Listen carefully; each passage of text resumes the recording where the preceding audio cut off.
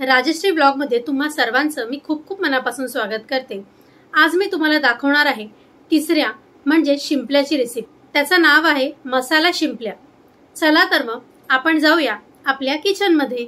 मसाला शिंपल्या किंवा तिसऱ्या बनवण्यासाठी लागणारे साहित्य आहे तेल, बारीक चिरलेला कांदा, इथे मी एक छोटा कांदा घेतलेला आहे, हिंग, आलं व लसूण याची पेस्ट, शिंपल्या घेतलेल्या आहेत, कोथिंबीर, मीठ, कोकम, बटाटा, इथे मी बटाट्याचे 2 बटाटे घेतलेले आहेत आणि ज्याचे मी छोटे छोटे तुकडे करून घेतलेले आहेत, पाणी, हळद, मालवणी मसाला, लाल तिखट। वाटण करण्यासाठी आपल्याला लागणार आहे कांदा, इथे मी 2 मोठे कांदे उभे चिरून घेतलेले आहेत, लसणाच्या पाकळ्या, 1.5 इंच आलं, तमालपत्र, दालचिनी, धणे, मिरी व लवंग। हे आहे सुकं खोबरं, इथे मी 1.5 वाटी सुकं खोबरं घेतलेलं आहे, इथे मी 1 वाटी ओलं खोबरं घेतलेलं आहे। चला तर मग आपण सुरुवात करूया मसाला तिसऱ्या म्हणजेच मसाला शिंपल्या बनवायला। सर्वप्रथम आपण इथे कढई ठेवलेली आहे आणि कढई थोडीशी गरम झाली की ह्यामध्ये आपण जे धणे घेतलेले आहेत ना ते आधी इथे भाजून घेऊया।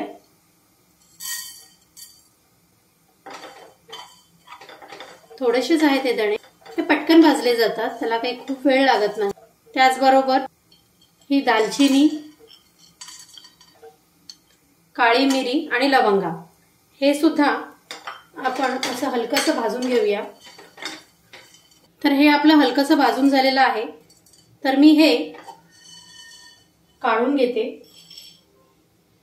त्यानंतर ह्यातच आपल्याला थोडंसं तेल घालायचं आहे, थोडं म्हणजे अगदी अर्धा चमचा एवढंसं तेल घालायचं आहे आणि त्यात आपल्याला घालायचं आहे लसूण। लसूण घातल्यावर ह्यात आपण घालणार आहोत कांदे,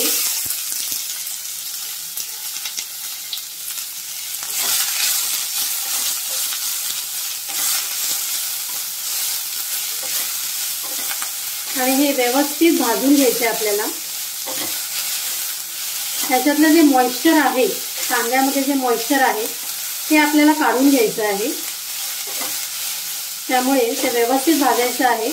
पण हे वाटण आपल्याला खूप काळं पण करायचं नाहीये, कारण रंग त्याचा लगेच बदलतो। इथे तुम्ही बघू शकता की हे ब्राऊन कलरचं झालेलं आहे। आता ह्याच्यातच मी ओलं खोबरं घालणार आहे, कारण कांदा आपला पूर्ण शिजलेला नाहीये, अर्धाच शिजलाय। सो ह्या जर टायमाला तुम्ही ओलं खोबरं घातलं तर ते पण व्यवस्थित भाजून निघतं। तुम्ही इथे बघू शकता आपलं ओलं खोबरं सुद्धा हलकं ब्राउनिश झालेलं आहे। हे सर्व भाजताना गॅसचा फ्लेम जो आहे तो मीडियमच ठेवायचा आहे। आता मी यात घालणार आहे सुकं खोबरं आणि हे सुद्धा मी ह्याच्यातच भाजून घेणार आहे। तुम्ही इथे बघू शकता की आपला कांदा, ओलं खोबरं, सुकं खोबरं हे व्यवस्थित भाजलं गेलेलं आहे। हे बघा, हे अशा पद्धतीत मंद आचेवरती खरपूस आपण ह्याला असं भाजलेलं आहे। तर आता ह्याच्यामध्ये मी आलं घालणार आहे, जे 1.5 इंच आपण आलं घेतलेलं होतं ते मी ह्याच्यात घालते आणि पुन्हा एकदा ह्याला सर्व मिक्स करते। तर आता ह्यामध्ये मी घालणार आहे थोडीशी कोथिंबीर आणि आता ही कोथिंबीर वगैरे ह्या सर्व गोष्टी आता थंड होऊ द्यायच्यात, म्हणजेच हे जे वाटण आहे ते सगळं थंड होऊ द्यायचंय। आता ह्याच्यामध्ये जे मगाशी आपण धणे, दालचिनी, काळी मिरी आणि ज्या लवंगा भाजून घेतलेल्या आहेत त्या पण ह्याच्यात घालते आणि त्यानंतर हे मिक्सरला बारीक वाटून घ्यायचं आहे। तर आता आपण सुरुवात करूया मसाला तिसऱ्या म्हणजेच मसाला शिंपल्या बनवायला। तर इथे आपण गॅसवरती कढई ठेवलेली आहे आणि आपण ह्यात घालणार आहोत तेल। इथे आपण 2 चमचे तेल घालतोय। तेल थोडंसं गरम झालं की मी ह्यात आपण तमालपत्राची पानं घालूया, थोडंसं आपण ह्याच्यात हिंग घालतोय आणि आता मी यात घालणार आहे कांदा। कांदा आपण याला व्यवस्थित शिजवून घेऊया। तर इथे आपला कांदा गुलाबीसर झालेला आहे। यामध्ये अर्धा चमचा आलं लसणाची पेस्ट घेतलेली आहे आणि आता मी याच्यात घालणार आहेत मसाले। अर्धा चमचा हळद, 2 मोठे चमचे मालवणी मसाला, 1 चमचा लाल तिखट। आता हे सर्व मिक्स करून घेते। याच्यात थोडंसं पाणी घालते मसाले खाली लागू नयेत म्हणून। आता मी यात घालणार आहे बटाटे। तुम्हाला जर बटाटे नको असतील तर तुम्ही नाही घातले तरी चालतील बटाटे, पण बटाटे जर घातले ना तर त्याला एक वेगळी टेस्ट येते। आता आपण यात घालूया शिंपल्या म्हणजे तिसऱ्या आणि हे व्यवस्थित मिक्स करून घेऊया। ह्या शिंपल्या ज्या आहेत ना हे आपल्याला हलक्या हाताने मिक्स करायचे आहेत। ह्याच्यात अगदी थोडंसं पाणी घालायचे। आता आपण याच्यात घालणार आहोत कोकम। इथे मी 7 ते 8 कोकम घातलेली आहेत। पुन्हा एकदा मिक्स करते। आता मी याच्यावरती एक ताट ठेवते आणि याला दणदणून अशी वाफ काढते, म्हणजे त्याला वाफेवर ठेवणार आहे।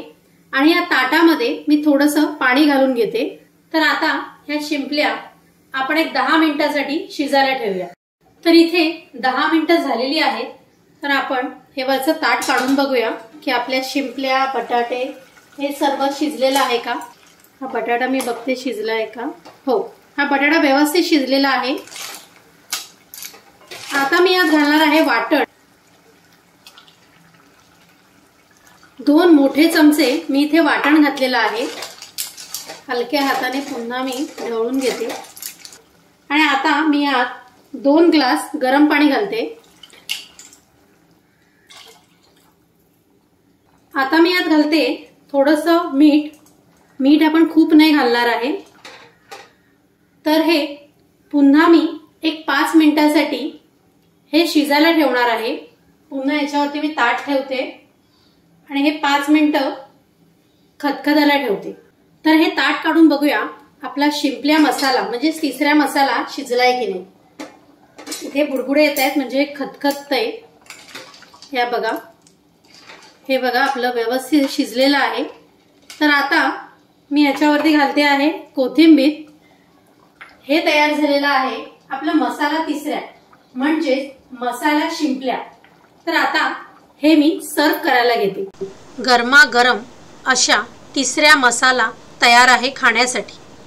ह्या तुम्ही भाकरी बरोबर, चपाती बरोबर, जीरा राईस व प्लेन राईस बरोबर सुद्धा खाऊ शकता।